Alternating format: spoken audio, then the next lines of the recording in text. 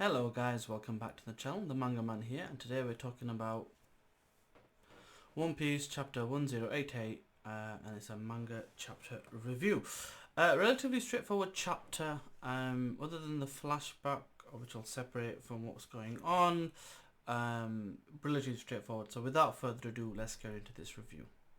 So, the chapter was really straightforward, and let's just get this out of the way. There's a break next week, so we just come back and we're already on break, but it's fine. It is what it is. We work with what we got. We maybe get early translations, but from a scheduling point of view, the earliest I'll probably do this is a Friday UK time evening or night, or the weekend, closer to official release. As always, please support the official release.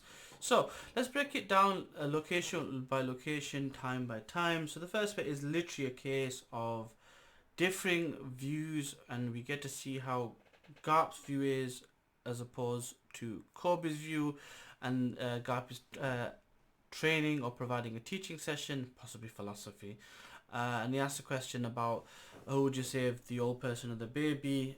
Koby, being the eternal optimist, the bright star and the guiding compass, straight arrow so to speak, says he'll get out and save both, which Garp scolds him for, who then also later gets scolded for saying this, but he says save the young person because their future's bright. They've a lot more to live for, and he gets scolded because you're meant to treat everybody equally. And then he comes out with a saying where the kids have like a vast potential or unlimited potential.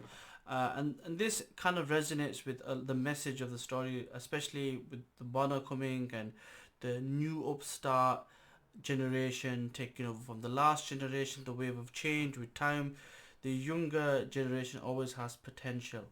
Now we kind of move location from there to a different time and a different place, and it does connect the dots from where we saw last Blackbeard at Amazon Lily withdrawing to how he got Koby, and it literally was a case of Vice Admiral Yamakiji, dude with a cigar in the beard, chin strap beard, following orders to the T, and he was told to get the Pirate Empress, not engage with the Yonko. He hasn't had permission, not bothered, not interested. And there's a lot of people like that, who will literally do the letters by the T, don't ask no questions, just that. And that's like the perfect soldier, as is depicted in a lot of Western media, as far as military brass is concerned. Koby tries to get him to do something, nothing really happens, and he kind of gives himself up in exchange for Navy or Marine soldiers that have been captured by the pirates. So that explains how Koby got caught in the first place. So then we move back to current timeline, and now we've got a kind of an interaction between the boys that are left on the island, and they're all kind of planning something to deal with Mr. Pizzaro and his big hand attacking the ship. This kind of almost felt like it's set up for like one amazing attack, and we did get one. And a lot of people were like, yeah, this is the perfect time for Vice Admiral Garp's second in command to come in, show his swordsmanship and show how powerful he is and that sort of thing. Didn't happen. We got swerved, and I guess we're gonna have to wait for him to do something later on down the line, or maybe nothing at all. Maybe he's just there as a filler side character. But anyway, we still get to see Garp showing his generalship and ordering things around, getting things done. Things get set up in two different ways. One, Garp lands an attack on Pizzaro, hitting him in the head through hitting the island's skull head and destroying it. Pizzaro is not completely down, so he carries on his attack. We then from there get to see that Garp speed blitzes a load of normal pirates, which is normal, and gets in some attacks against the likes of Kuzan, who's still talking to him and worried. This sets up, the rest of them doing their thing. Helmeppo does his thing. He's helping defend, and he's essentially kind of the shield. Prince Groose is kind of the backup, and he's the protective layer to protect against any debris hitting the ship, which is fine. And then Koby is the star of the show, and he does his bit as well, which then we get a flashback and we find out that he's basically been training harder than everybody else, and that's why his arms are always short, injured and bandaged up, and he's basically been doing the same thing as Garp. As Garp's successor, he also has developed Tekken, the fist. And a lot of people have kind of been calling BS on this because he's not meant to be a talented person. But this kind of, I didn't mind it so much because, like everybody else, he just awakened Haki in the war. He had Ken Bunshin no Haki. Now we're getting to see him do Armament Haki or Bushosoku no Haki. And that's fine because everyone's supposed to have that. If he randomly came out with King's Haki, I'd be a bit concerned. But this reminded me of a saying that in Hajime no Ippo, where basically the quote says something along the lines of, not all hard work is rewarded, but everybody that everyone that gets to the top is rewarded because of hard work, or something like that. Basically, if you work hard, you're not guaranteed success, but all the people that are successful worked hard.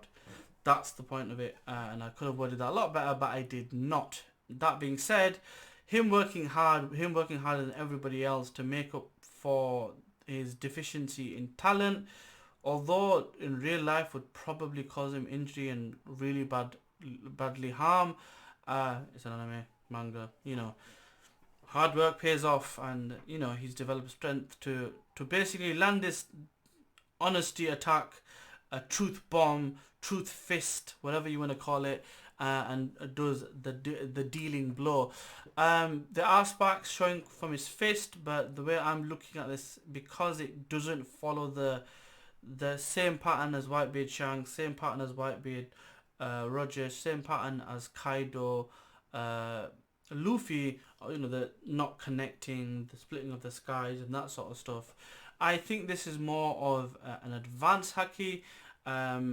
At the very least, I can see this being the emissions type, where similar to Garp's Galaxy Punch, you can punch from far away, and it could also be internal as well.